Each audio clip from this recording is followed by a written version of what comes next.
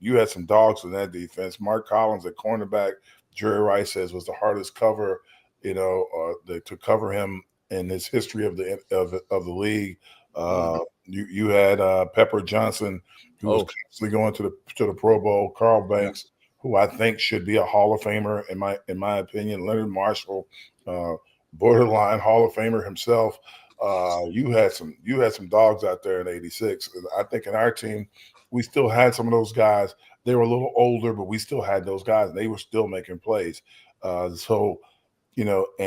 you look back, and I tell people this all the time: the guys that played with us, they were out of position. Lawrence Taylor would have been a defensive end anywhere else at 6'5", at 260 pounds, coming off the edge. He wouldn't have been playing linebacker. Carl Banks would have probably been just about a defensive end at 6'5", 250 in those days. Like we had some horses out there that were moving quickly. So Jim Burt too. No, yeah, Jim Burt played in 1990 with us as well. Yeah, I think people don't realize. I said when I always hear people talk, oh, these guys are bigger, faster, stronger. I'm like, yeah, not really. Like we had the bigger, faster guys in the league when we were playing, and I love when I hear that shit. They were freaking scary. What's your take on Scatterbo, the big white kid running back? Has he got a chance to be something in the league? I think that he better be because he got drafted that year. But I think that he ain't 2'6". I tell you that he ain't 2'6". Yeah, he's gonna have to be. He's better than Shador, though. What's the word I'm looking for? It depends on how well the line blocks. Okay. If the line blocks decent, he'll be a good back. If the line doesn't block decent, yeah, you're not running over defensive linemen in the NFL. You're not, like college, yeah. Yeah, you're not bouncing off guys. Like you might be running into one or two guys that might make it into the league when you're in college. One or two guys you might be able to shake. But if a D lineman hits you in the NFL, you're down. Like, here's what it is, right? Look, I was watching Saquon when he's with the Giants. He would dodge 3 dudes before he get 2 yards. I'm like, man, I feel bad for you, bro. You better learn how to. He goes like, they're telling me to run up in the hole. Like there is no hole. Right. So he was, battling it out. And when you saw guys, like I said, when you see guys that get to the second level, then they're backs. They're big time backs. If you see guys that can't get this, look at Christian McCaffrey when he was in Carolina. Yeah. And then when he was in San Francisco. Yeah. Being able to get to that second level makes you look invincible. No doubt. Hit in the backfield make you look very human. And Scatterbo better hope that the offensive line, can hold up on some blocks, get some people out of the way, that the tight ends can help chip and stuff to get him out in space so we can do it. Because if those big dogs in front get their hands on you, it ain't a lot of dancing and talking after that. Jason, this is my last question, Howard. We can't thank you enough. We're gonna let you go here. I've been listening to everything that you're telling me right now. You're talking about, you mentioned Saquon and how great, obviously we saw how great he was this last year. And then in terms of the draft, you mentioned how you think Shador is going to be a really good quarterback, and listen to the reasons why. As a Giants as legend yourself, do you feel like the Giants made a mistake by number one, letting Saquon go, and number two, by drafting Jackson Dart over Shador Sanders? Keep it real with us, Howard. And here's the real story. I believe that they offered Saquon a really good contract the prior year.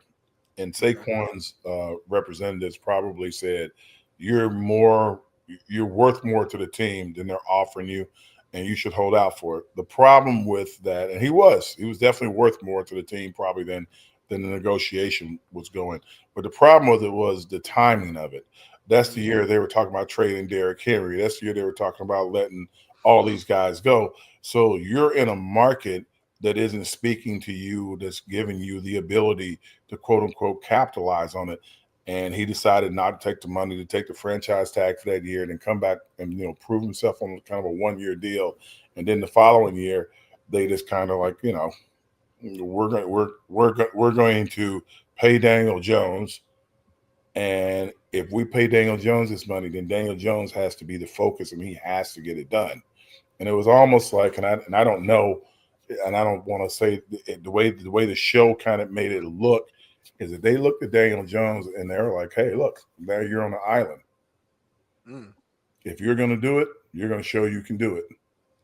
And taking away Daniel's best weapon behind him left him on the island and got him out of town. Woo. So like and I think that, and I'm not saying that that's the intent, but that's the way the viewership looks at it. We're like, interesting. Everybody said the same thing. So Saquon goes down to Philly. Saquon went to a bunch of different teams, would have not had the same success. If you played in today's time, today's era, I guess what changes at all do you think would have happened to your career? You think you just probably would have played longer, or what do you think? A lot of people. I mean, most people remember. Some people remember, but what really killed my career was after my third year, where I led the league in passing. Then my contract was up, and I'm going into my fourth year, and the Packers, they would not sign me to a long-term deal, man. They made me hold out all training camp, and they were only offering me a 1-year deal.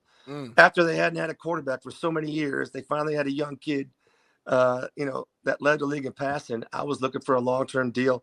Anyways, we didn't get that, and I ended up in the 10th game of the season, getting slammed and tearing my rotator cuff in my right shoulder. And my passing arm was never the same after that. I mean, I played 6 more years and played in excruciating pain, man, every day for those 6 years. I came back too early, but never said anything about it. But that was the injury that really hampered my career. But injuries like that, man, it's just bad luck, man. I guarantee you, I trained harder or as hard as any quarterback in the league back then. I wasn't just a quarterback, man. I was an athlete, man. Ran track, played hoops, and I trained hard in the offseason, and I was ready to go every year. And just injuries suck, man. They just happen. They're just freak things that you can't prevent sometimes. So, the rule changes nowadays would definitely help, making you being able to play a lot longer, man. But, just back then, I just had some bad luck, some unfortunate injuries that, I hate to talk about because, I was so disappointed. I never really talk about it much, man, because, I hate looking back and said, I wonder what could have been. Yeah. But I always do. Nah, man, it's an unbelievable story. I don't think people realize how many surgeries and all that shit you went through, man. I don't know if there's anyone that's had more than you, and what you've done and persevered through is crazy. I give you hats off all the time. I thought you're one of the grittiest guys I ever saw play. I got to ask you, Don, real quick, where's your take at with Brett? Like how he's, he goes to the Jets, he goes to Minnesota. Do you think that's why Aaron doesn't want to follow the same footprint, the path? Is there something to that with Aaron versus Brett? That's kind of crazy, man. If he would follow that same path, I mean, that's crazy. But I don't know if that would have any impact on Aaron's decision. I don't know. I really think if Minnesota offered him a deal, I think he would probably go there, regardless of what Brett did. But, the only thing of what Brett did, I was kind of happy with. I gotta admit, obviously I'm a true Packer in and out, right? Green and gold, I bleed green and gold. But there's not many times in the NFL where a player gets the last laugh, and kind of like, teams always cutting players as they get older.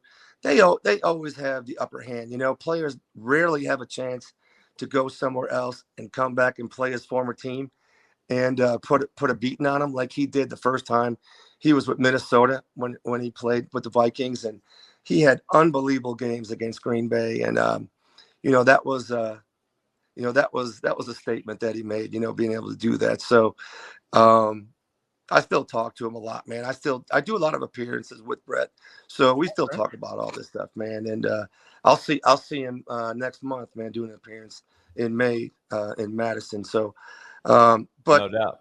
I don't know if Aaron had the chance, though. I still think he would go to Minnesota, guys. Did you beat leukemia? I did, yeah. I had a rare brand of leukemia, hairy cell leukemia, which actually was discovered in Houston at MD Anderson Hospital, where I was being treated, and that was a battle for my life and a real wake-up call, Now, were you fired on the job when you got sick? Yeah, I was doing a film. I was doing a film in Houston, and I had I just moved to Los Angeles, and I had to maintain my work ties in Texas. So I was going back to Texas quite a bit doing films. And this particular film, I was lethargic. I looked terrible on film. And they let me go and called my agent and go, he looks sick. Is he sick? And my agent was like, I don't know. I don't think Lou is. But fortunately, a friend of mine took me to the hospital because I was sick and they diagnosed it. And I was 8 months in the hospital fighting for my life. And, I wouldn't want anyone to actually have that experience, but I hope everybody has a chance to gain that perspective of, I guess, what a gift life is, and also you can win. You will win, but it requires a lot of faith, and you have to have that. But you're gonna get through it. And then oddly, my wife is also a leukemia survivor, and so we have sort of a kindred spirit that way. Did you have to get transplant like marrow or no? We were close. I didn't do any of the bone marrow transplants, but a lot of chemo, a lot of radiation. Yeah. It's it's a mental game. You have to. It's not. As athletes, you're kind of taught to work out and get through your cold or your flu by go and take 2-mile run or take some NyQuil and sleep it off, but that doesn't work with cancer. So you have to make peace with it in your mind, and it's part of you. It's not a rogue thing that just showed up in you. It's part of you that's split off and become rogue. So you gotta make it your friend and then say goodbye to it out in the forest, in the dark forest. Yeah.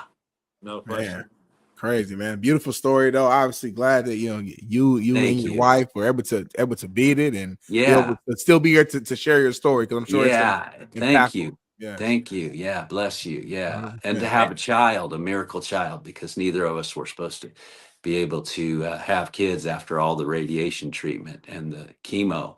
And we've been blessed. So that's crazy. Nobody knows what God's plans are but him. So that's beautiful, man, for sure. They're all good plans, though. Here's the thing. It's always a good plan. Better than what you could write for yourself. You always think, look, if I could write the story of my life, it would be this, this, and this, and it pales to what God has planned for you.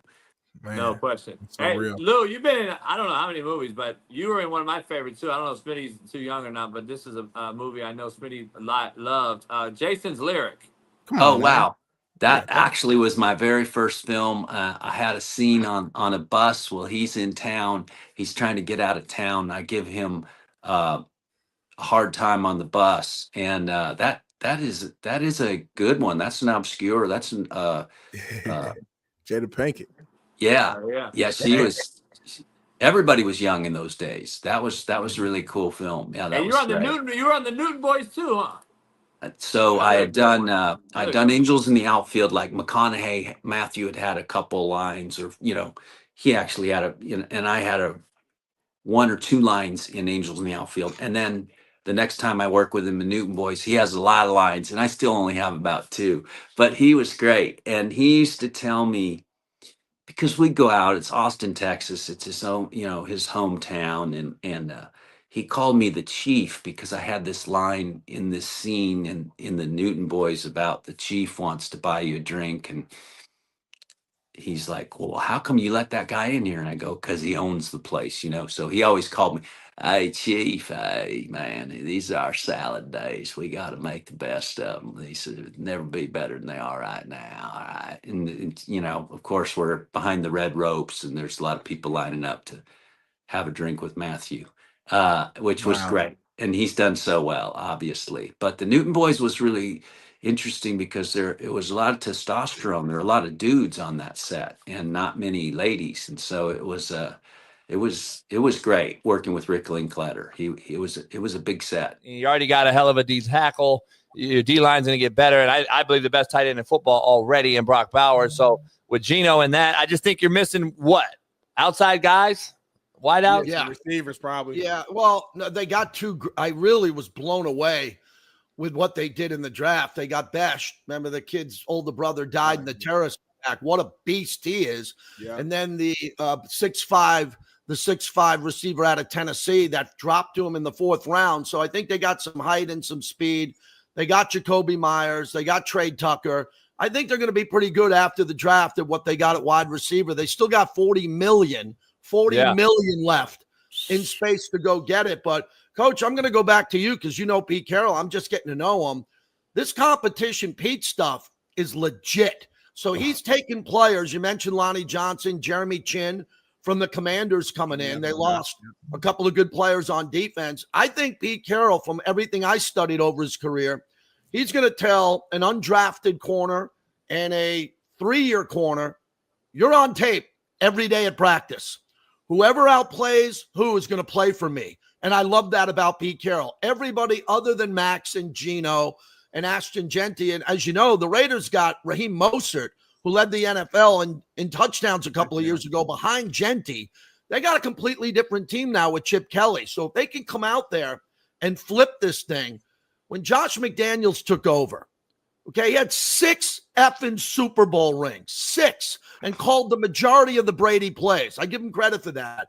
But we're sitting here with quarterbacks like Jimmy Garoppolo and Gardner Minshew, and Aiden O'Connell's a good backup quarterback. But now a running game with Bowers and some receivers and the ability to turn the ball over, the Raiders will have a chance. I'll wrap it up with the Raiders with that part with Pete by saying this. If the Raiders are in a game with 5 minutes left to go and they're up 3 or up 6, Genty can run the game out. On 2nd and 8, he can go 12 yards, stay in bounds, keep that clock going. Geno can do a little 3-yard in route to Brock Bowers, little head fake. He's up for 11 yards. The Raiders can hold on to the ball instead of punting and letting Justin Herbert or Mahomes go the length of the field and steal a game from them. And they still got the back from last year, right? What's his name? The running back. They'll have Zamir White. Right? You're talking about White? Running back Zamir White. Zamir White. Yeah. I still think he's a physical guy. So, he is. And by the way, last year I went into training camp and we're sitting here going, man, the Raiders got Zamir White with fresh legs out of Georgia. What is this guy going to do? And then the offensive line really couldn't open up. Offensive line couldn't open up many holes. But look, the Raiders aren't here to win the Super Bowl. But Pete Carroll, and remember, guys, it's a really deep conversation. Brady's in the building. Yes, and I've been with the team 28 years. I don't know what he's doing, but I know it's big. And he's a minority owner. He's not a consultant. This ain't a guy dropping in going, hey, let's have lunch at Caesars. I'll give you a couple of notes. This is a guy who's in the building. You throw that in there with Chip Kelly, Patrick Graham, who you know, and some really good coaches here. I just think they're on the right track, which is great. Is the AFC West the best conference in football? Yeah, I'd say that, Coach, or the AFC North. I mean, if you're in the North, you know, Cleveland's going to eventually turn this around. But the AFC West, when Pete Carroll walks out of the tunnel and goes to the 50-yard line, he can say to Andy Reid, I beat you multiple times. He can say to Sean Payton, I beat you multiple times. You better believe you can say to Harbaugh, I beat you more than you beat me from SC all the way to the Seahawks. Woo. So we got a guy now with some gravitas walking out on the midfield going, hey, I've been here before. And Antonio Pierce was really good. He was really fired up to try to win for the Raiders. Unfortunate it didn't work for him. He had those guys running through the wall, but Pete Carroll's at a different level now, and we hope he can turn it around out here in Vegas. Man, they definitely have the most experienced, high-level coaches in the AFC West. I know we talked about, the NFC North as well, JB, as far as one of those really good divisions with, the Lions, Packers, etc. So, hey, man, you got me fired up, JT. I'm not gonna lie to you, man. I'm ready to run through a brick we wall. need it, man. We need something, man. We've been Raider Nation is hungry, man. You see Violator and Gorilla and the makeup on, and they go in there and they are ready to roll. And this goes back to Oakland. Monday and this Sunday and Monday, I was the MC for Fred Biletnikoff's Hall of Fame golf tournament. There were 13 Hall of Famers there. And you had the 3 Super Bowl MVPs in the same room: Biletnikoff, Marcus Allen, Jim Plunkett, Steve Largent, Charlie Joyner, John Taylor, Tim Brown, and everybody's walking around with a little bit more energy, thinking that the Raiders got this thing back on the path. That's all you want, guys. You know football great. You guys know it as good as anybody. You just want to be on the right path so you can build something big and then hopefully have a shot in the postseason. Yes, sir. JT, Vegas is got a lot to talk about right now. You got the Vegas Knights who've won some titles already there, and now they're up 3-2 on the Wild. They try to wrap that up tonight, I believe, or today on the West Coast, I believe. And then how close are they to getting the basketball team? Real close. I think that, and again, I know we're going to get into LeBron, but LeBron's got his handprint all over Vegas and the money and the wealth here. The problem with the NBA team, we're going to get baseball. Maybe we'll see what happens there. I don't comment much on the A's because of the Raider relationship, but you got UFC, we're the sports and entertainment capital of the world. Golden Knights, guys, I've been here since 98. They changed everything. Everything now. I mean, we got a Cirque du Soleil show that turns into a hockey game, and the team's loaded and wins. But the NBA is fit perfectly here because of our proximity to Los Angeles, to Arizona. For fans who are traveling in, you guys come in to do your show. You're here for 3 nights. You can catch an NBA game. The casinos will buy the suites and the tickets. The place will be sold out. And the problem is, I think there should be some contraction. And I don't want to ruffle too many feathers here, but no one really cares a lot about basketball in some markets in this country. And, if you took one of those teams, I'm not saying New Orleans, Memphis, I'm not saying Toronto, I'm not saying it, and put them in Vegas, Vegas would explode with it, but Vegas needs an expansion team because Vegas isn't good at rooting for former teams. So we should have the NBA here, I would think, in the next 3 years. 2 years, they'll make the announcement, they'll break ground, and we'll have the NBA here in 3 to 4 years. And if it's expansion, you have to add a team, so maybe Seattle gets another one too. Yes. Then. Yeah, Seattle deserves it. Seattle deserves it for sure. All right, Smitty, let's dive into this Laker thing, man. JT, I know we got a guy that covers him as well after you, and I got to ask you, Arash Markazi joins us. Where are you at with this LeBron? And I get the age, I get the longevity, I get all the stuff, but he scored 3 points in the last 2 fourth quarters. They get beat 4-1 to a young up and coming athletic team in T-Wolves. This team, Luka plays zero defense. Me and Smitty and I came out and said, man, I don't know how this trade works with Luka and him basically both being ball dominant, same type of guy. Where are you at with this Laker team and what they did covering the West Coast as long as you have? Where do they go with JJ Redick and this whole thing and surmise it? Where are you at with this? Well, first off, let's knock out Redick. He was just exposed. I don't blame him long term. He's a rookie coach. He played too many minutes earlier at the end of the year. The guy, he just should have shut these guys down a little bit earlier, and then he burnt them out in the postseason. But as you know, Coach, it's tough to take your stars out with 5 minutes to go in a game when you're down 2 or you're up 2 there. So I'm not going to kill him for that. If this was the NFL, Bill Belichick and Bill Walsh were the 2 greatest coaches to say, I'd rather get rid of you a year early than a year late. So if this was the NFL, LeBron would be packing right now, cleaning out his locker room. They'd be done because Luka, this is Luka's franchise going forward. And that guy better get his ass in shape. And if Rob Pelinka has any balls, he's going to say, no, you're not going back to Europe. You're not going drinking cold beers and going on yachts. You're keeping your ass in LA, and we're going to train you, and you're going to drop about 15 pounds and put on 15 more pounds of muscle. So this is Luka's team going forward. Doesn't play a lick of defense at all. They got to get younger, and Luka's got to go recruit now. The good thing about the Lakers is they're great at recruiting. Everybody wants to play for the Lakers. I'm a diehard Knicks fan. No one wants to play for my Knicks. Steph Curry, Durant, Damian Lillard, Antetokounmpo. No one wants to play at the Mecca. Donovan Mitchell didn't even want to go.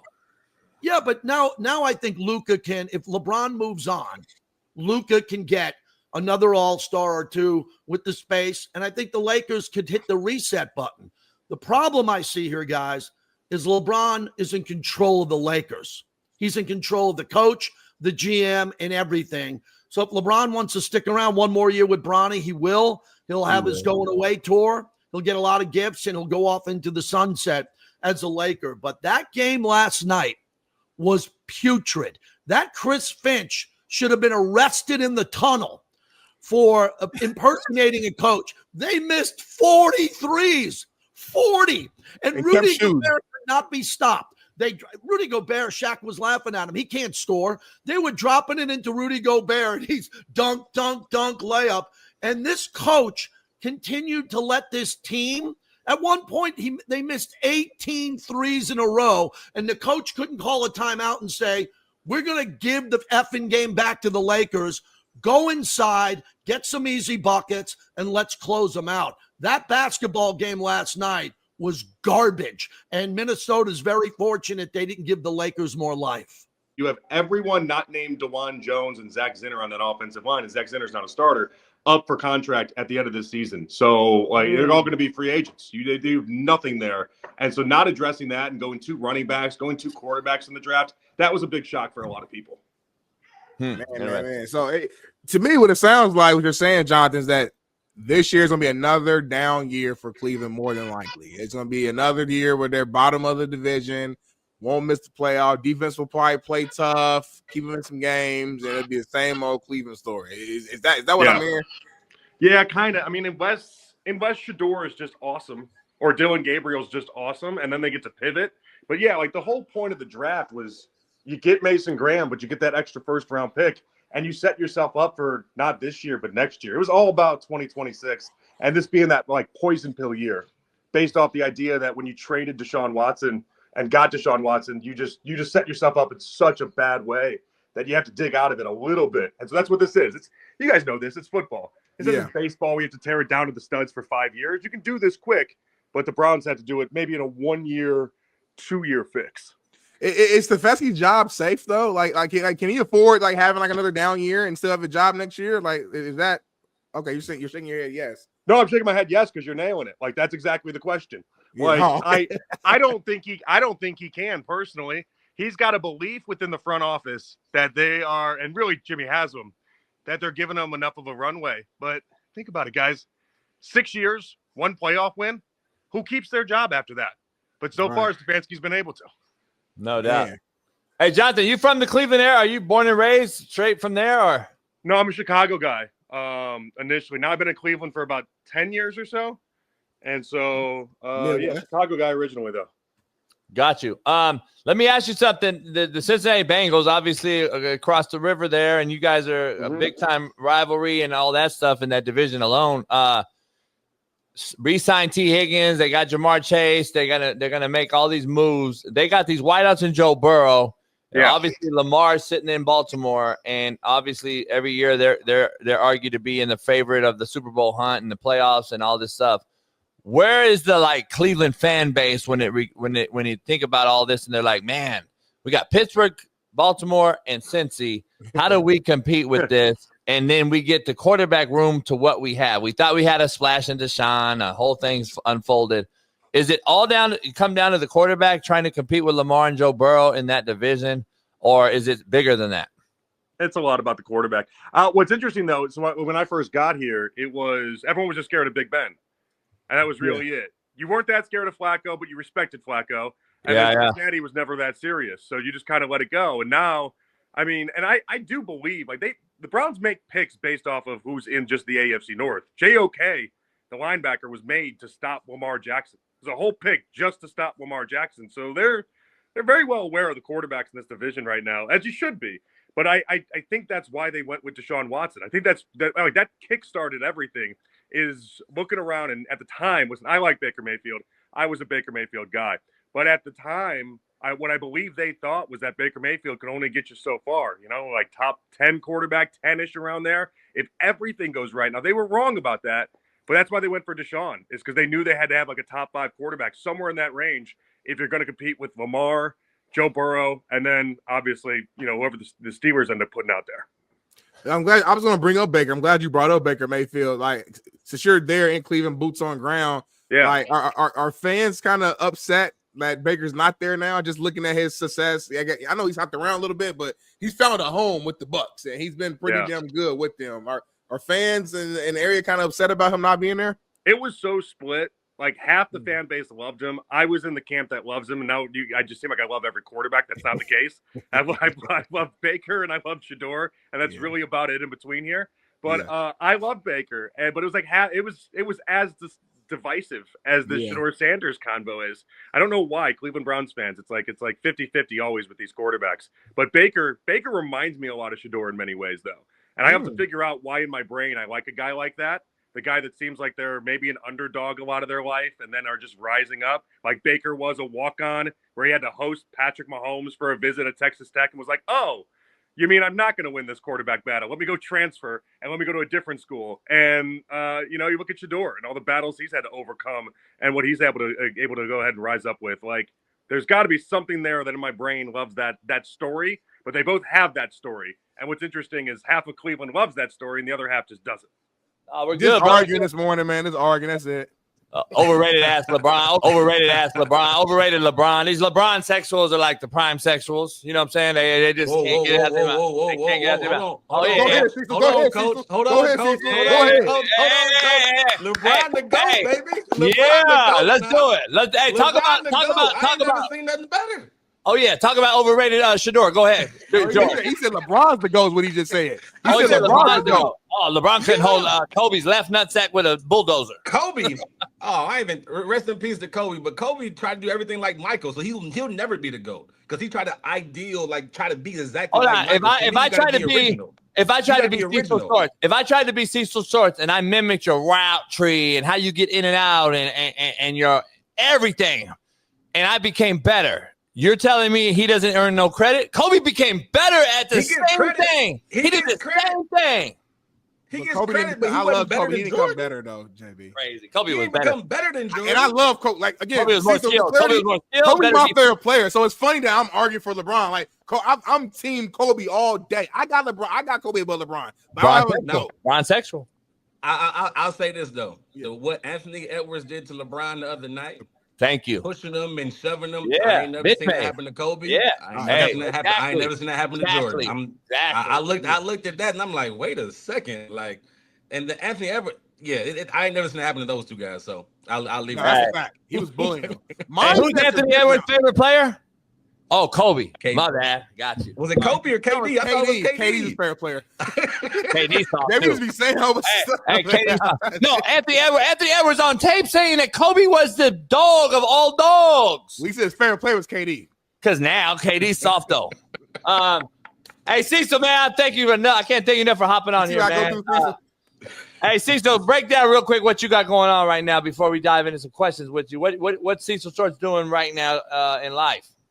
Oh man, we got a lot going on. So number one, I got 7 kids. So me and the wife we're Uber drivers. We're taking them here, there, boom, boom, boom. You got 35 and 2 off the bench. Like you got 2 JJ Rex that JJ didn't use. You got 2 that JJ could have used the other night. Facts, man. But got a podcast going, Believe in Texas podcast. So please like and subscribe to that. Got an Ultimate 216 podcast where it talks all Cleveland sports. So we talk about Browns, talk about Cavs, talk about the Guardians and all Cleveland culture. But then there's teaching and coaching, man. I love to coach. Like that's my heart and my passion. I love pouring into kids. So I'm coaching next year. I was at a school called Second Baptist School for the last 5 years. Now I'll be at a public school in Texas called Lamar High School. My son will be a freshman there. So 6A football, the real big football in Texas. So I'm excited about it. Fucking Bill, homie. You lost, homie. What's the issue? Bill, this is one of your biggest losses, man. It ain't a Super Bowl. It ain't fucking losing Tom Brady. This is your biggest loss, homie. Smitty, we haven't done this in a while, but I have to. Hey, please bow your heads. Dear baby Jesus, we come together today to pray for the great legendary football savant in Bill Belichick as he's hit a wall, Lord. He's hit a wall of mass proportions. He is in a rut. He's sinking in quicksand, Lord. We got to get him out. We got to pull him out. Whether it's Shannon Sharp coming to his rescue or Charles Barkley. Shannon's been there, done that, so he understands it and gets it. He can go out and tell him, hey, Bill, you got me by about 15 years. Get out now while you can. I know the poo-poos and the woo-woo and the woo-woo is good, but you got to get out of there. You got to get out of there. I know it's wet. I know the head is gawk style, but you got to get out of there. Jesus, please help this man understand that by the looks of her mother, he will be the biggest loser. It isn't the Super Bowl. It isn't losing Tom Brady. It's losing this battle right here. Lord, you taught me at a very young age, Lord, don't fuck with a girl whose mama looks like hammered dog shit. The mama's 5'4", 320 with buck teeth. There's no way this girl ends up being a dime piece. This girl is on her way to being a 3 technique. Look at the mother. Bill, you're losing an uphill battle. Coach, sir, man, get out now. The mother's telling you what this girl's going to look like. In Jesus' name we pray. Amen. Smitty, listen, man. What happened? I had my eyes shut the whole time because I really do pray. Let me break this down. I was taught at a very young age, do not fuck with a broad whose mama doesn't look good. Or that can I actually go and say, you know what? How are you going to look? Let me see your mama. And her mama, show me that picture one more time.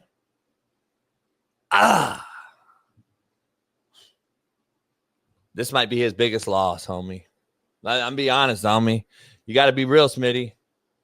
I mean, there's no way, homie. There's no way. Come on, man. Fuck. I mean, she got rat teeth, homie. That tells you something's coming down the pipe for the girl, the young girl that looks good now and all that shit right now. At the end of the day, homie, the mama is the DNA translator. Yes, Darnell. Jason, you are aware that Bill Belichick is 76 years old, correct? I don't know. 73, ain't he? So he's not worried about the long play. It's kind of like Pete Carroll with the Raiders. Great point. He's trying to win right now in 3 years. Great point. But Belichick's trying to win right now. You dive into some college stuff. You're coaching right now. Not to get into too much, but let me ask you the current status and the landscape of college football. Man, what's your biggest takeaway? I know without saying stuff you can't say. What's the hardest thing? What's the hardest part of this game right now from when we played and coached to now coaching these young cats? What's the biggest obstacle, I guess? Oh, man, the mental, keeping the main thing. And the NIL is what really translates, or should I say transforms a lot, because it really illuminates the haves and the have-nots. And you'll see this kid go out and he doesn't get a huge NIL deal, or he doesn't get offered money, or whatever you want to call it. And his buddy does. So now he starts to feel inferior. He wants to go out there and simply match what his homeboy got, or he wants to match what he heard so-and-so in another state that came out of high school the same year as him, but had less stars than him and things like that. He wants to get what he got. And now he feels that he's inferior. He feels that he's not doing enough because he didn't get X amount of dollars within the NIL. So now guess what? He wants to hit the transfer portal. Also, he can go ahead and match that number that he's been hearing. And the thing is, with a lot of the NIL, so many of these kids, they're not actually getting that money in cold, hard cash. That's just what the valuation of their deal. So I'll give you an example. So you can have a school, let's say in a P4 conference, and they could have a guy who is been given an exotic car. Let's say Lambo, Ferrari, Maserati. I don't know. I don't care. But the thing is, he's being able to drive that car on campus for the entirety of his time being at that university. But his NIL valuation will be considered as far as however much that car is. So it'll be he's got a $300,000 NIL deal. Yeah, he does, because that car is $300,000, but he's not exactly walking around with $300,000 cash in his pocket. And so a lot of these kids, they're hearing this. Oh my God, I want to go to that school because, so-and-so got a $300,000 NIL deal and this, that, and the other. And what it does is it just takes away from the purity of, in my opinion, college football and college basketball. As you saw, you didn't really see any Cinderella teams at all this past NCAA tournament. It takes away from the purity, and you don't have that same grit. You don't have that same desperation. Like I remember back in my days, I remember how I had a best friend back in college, and I used to use her meal plan just to go ahead and get some dinner at nighttime. And I remember when I'm at the combine, I'm out there going against guys from Michigan or UT or USC. And the thing is that I knew, man, listen, like I got a certain life that I'm living right now. I want to get as far away from that as humanly possible. So now I'm here at this combine. I got to make this shit happen. Because if I don't want to go back to the life that I've been living for the past 21 years because I don't have no other option. I don't have some NIL deal that I can go ahead and kind of, have a soft landing on. Like I got to go ahead and basically get it out the mud. It's like what the young generation will call it now. And you get so much of this money being thrown around within the NIL, within this generation. There isn't that same desperation. There isn't that same grit, that same hopelessness that I got to make this happen because I don't got no other options. You don't have as much of that as you used to because the NIL makes a lot of these kids feel comfortable. And Coach, you are at your best when you're uncomfortable because now you got to really go and push it.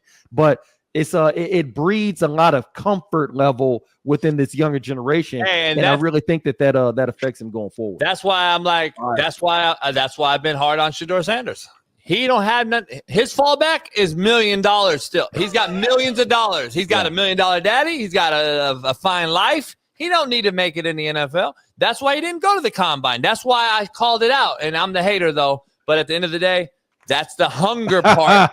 The hunger part you just talked about, the hunger part, Stanford, is what these cats now lack. Not just Shedeur, but everybody in this generation that's getting paid in this NIL thing. You don't have the same investment or hunger in your body, in your longevity, in the actual game that we grew up wanting to aspire to be like an NFL legend. They don't have that no more. Now it's about, NIL college. They play 7-8 years. Look how old these cats are now. 25, 26 getting drafted compared to 21, 22. When we came out. So I don't know. I feel everything y'all saying. I agree with a lot. I guess my only pushback is that to me, what we're saying though is if you come from a family that has decent money, decent whatever, that you can't be great.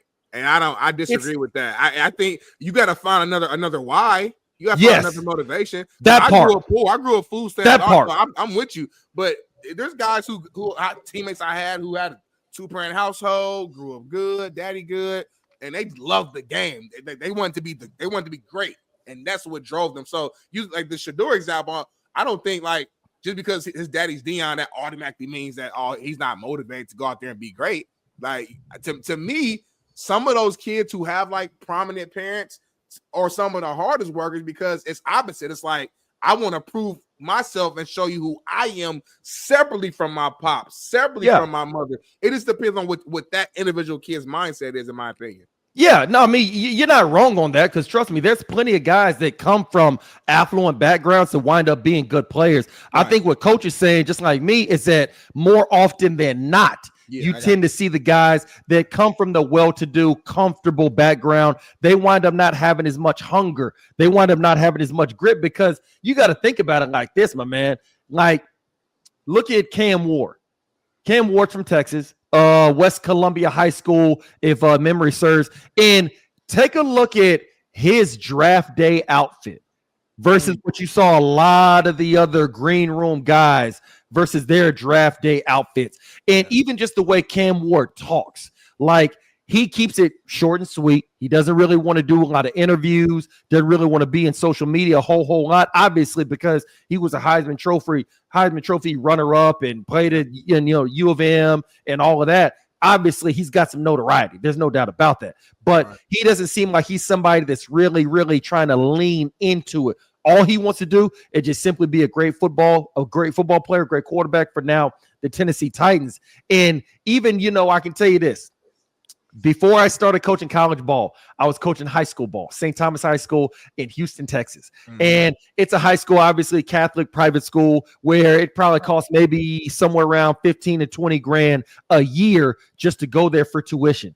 And that was definitely an eye-opener for me because me, obviously, like I said, I got that grit, that hunger, that toughness, all of that. So I want it. I want to win the state championship. And there were times where I remember some of the coaches be, hey, Stan, you got to temper your expectations because these kids, their parents pay for them to go to school here. So they don't have that need. They don't have that desperation, that hunger, things like that because their parents are already well off. So all they got to do is just simply graduate high school, go to the college that their parents are going to pay for, and then they'll simply just fall right into, being the manager at one of their parents' businesses or something like that. I'm going to stay home and go to Illinois.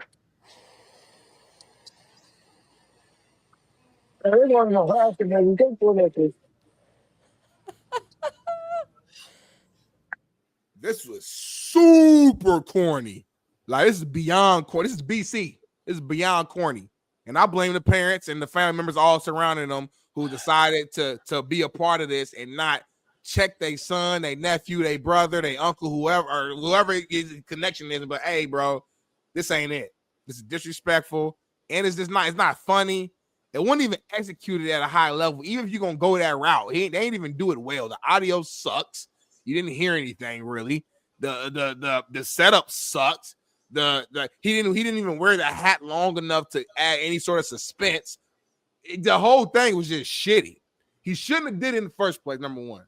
Number two, the family should have been like, nah, son, that's not how we do it. We respect those teams that give us a scholarship because we understand that it's a limited number that each program gets, and it's a privilege and an honor for them to even receive that, regardless if you go to that school or not.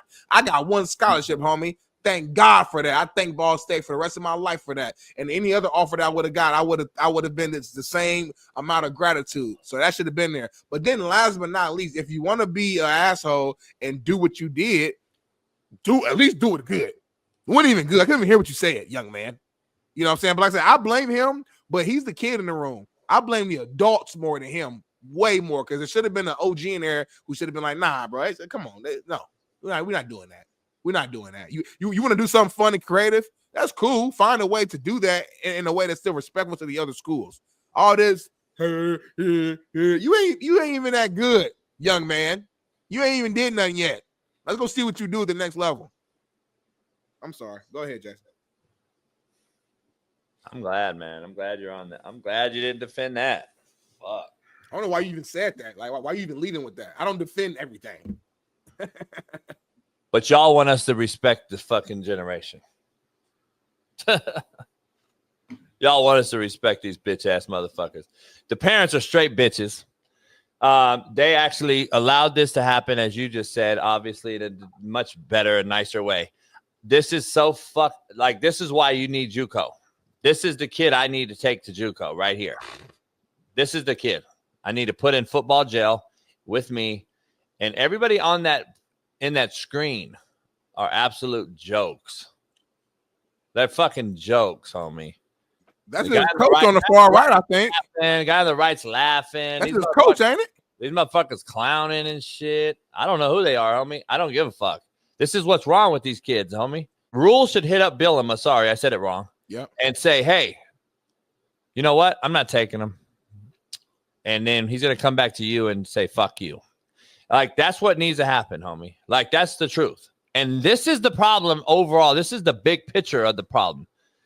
This kid is going to transfer right now. This is crazy stats, Smitty. What do you think the percentage is that a kid now will transfer 3 times or more once he leaves high school and enters the Division I scholarship world?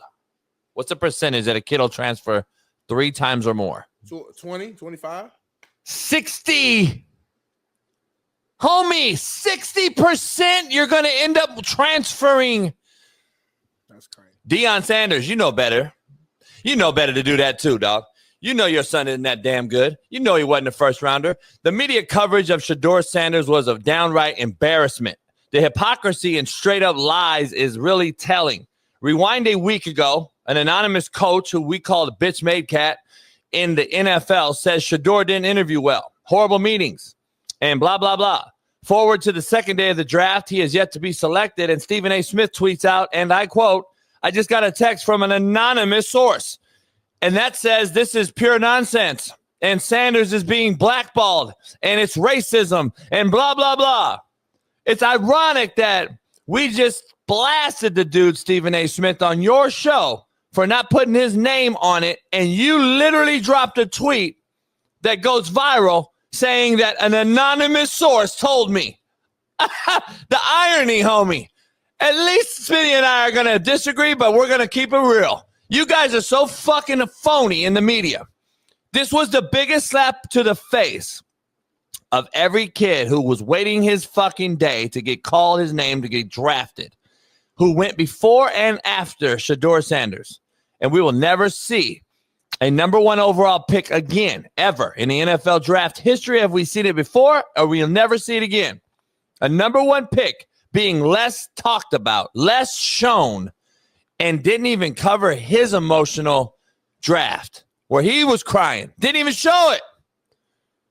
And we had that shit just to the side like he was just a piece of chopped liver. We will never see the other 5 quarterbacks who went ahead of Shedeur Sanders be less talked about. And it's a fucking shame. It's shameful. Choke the shit out of him. You're not, homie. You can't even get your arm around his neck. So number 1. Number 2. So while John Bones is choking him, other John Bones we gonna choke him and bite him. That's all. So you really think any human on this earth can lock him and keep him locked and he can't get out of that? He could break your bones in half. You think he's gonna sit there and let you choke him out? Jason, he's gonna have so much weight on him at one time. No, he's not. Yes, that's your understanding, Jason.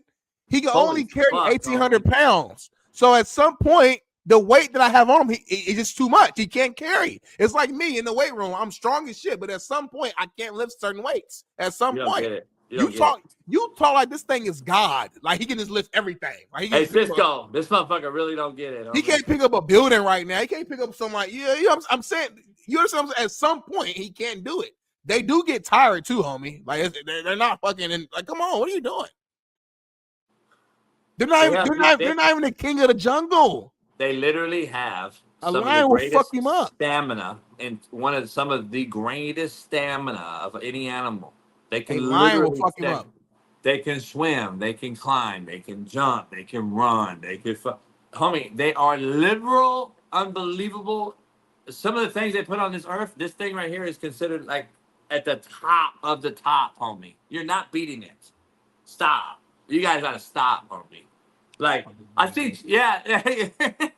Cisco, 20 fucking crackheads I seen just take a whole police force on and they struggle with them motherfuckers, but they're gonna beat a gorilla. And by the way, real quick, back to my earlier argument, so I can shit on you. A polar bear, like I said earlier, would fuck a gorilla up. Facts. No, it wouldn't. Facts. Look it up. No, it wouldn't. Look it up, baby. Look it up. A polar bear. There ain't even no one-on-one video to see that. A polar bear is the strongest land-based carnivore. That's the actual fact, homie. Strong don't mean he can beat a gorilla.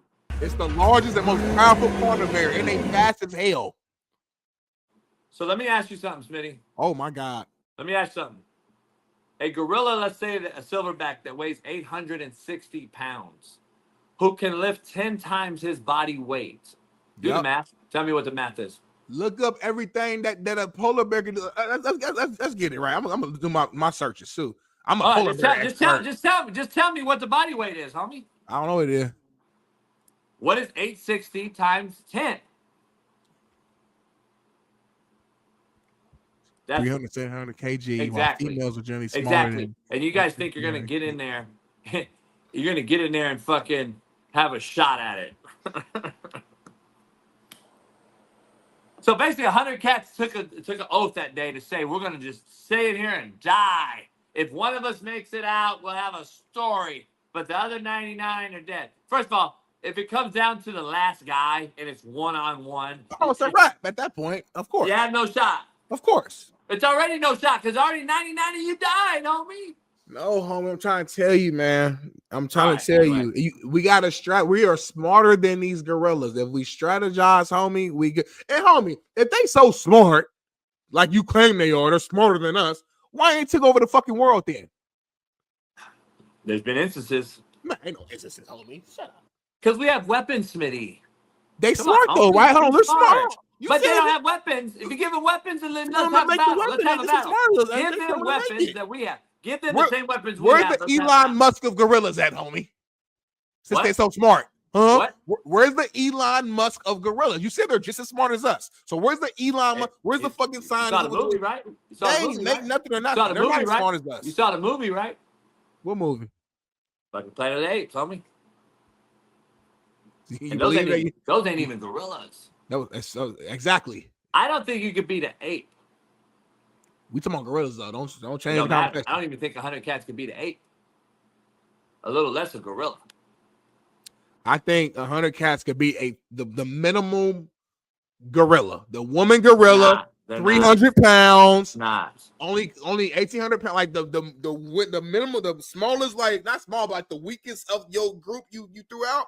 We can beat that one. Now being 40, and this is why I can honestly say I'm ready for the next chapter in kids and stuff. Is because, bro, I literally lived a life that 2 lives. I know people be asking and saying like, "Oh, what have you done?" And it's like, bro, when you literally are in Hollywood, and it hasn't changed because of the imprint, and that's what I mean about winning.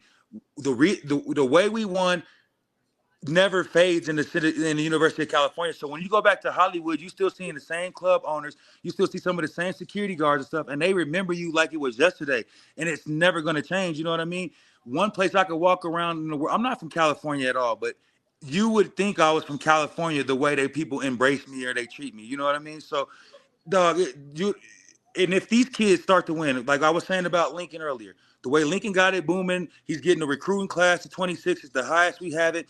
He's been our coach for 4 years now. People are starting to believe in it. And it's like, once you believe in something, it starts changing a little bit. Now, when he starts winning with that, let him have like one of them years this year where we might fuck around and be in the college football playoff. I guarantee you, you will see like how USC, or it's only 2 schools that get talked about the same. It is Notre Dame and USC. Those are the 2 biggest universities in college football. I know people think like Alabama and all that, but when you think about it, it's USC and Notre Dame.